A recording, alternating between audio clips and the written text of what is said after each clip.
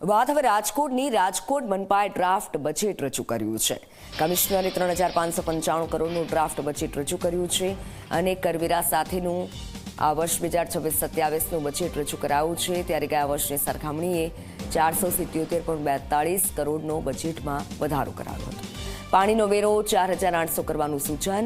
20 ફેબ્રુઆરી સુધીમાં standing committee બજેટને મંજૂરી આપશે.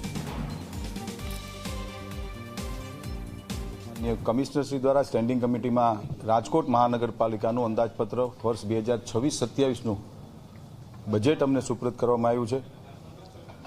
છેલ્લા 50 વર્ષથી રાજકોટ શહેરના નગરજનો દ્વારા ભારતીય જનતા પાર્ટીના અમે સૌ કાર્યકર્તાઓને જે જવાબદારી, અમે આને સત્તાનું માધ્યમ નથી ગણતા, જ્યારે અમે જવાબદારી ગણીએ છીએ, અમને જે સેવાનો મોકો આપ્યો છે, કુલ મિલાવીને કહી શકાય કે આ 52મું બજેટ રાજકોટ શહેરના મહાનગરપાલિકા દ્વારા અધિકારીશ્રીઓએ પદાધિકારીઓને આપ્યું છે. આજે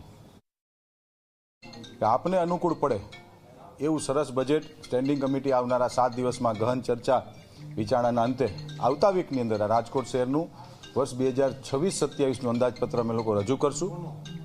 આપણા સૌના રાજકોટ માટેનું આ સારું બજેટ આવનારા વીકની અંદર અમે સૌ રજૂ કરવા જઈ રહ્યા છીએ.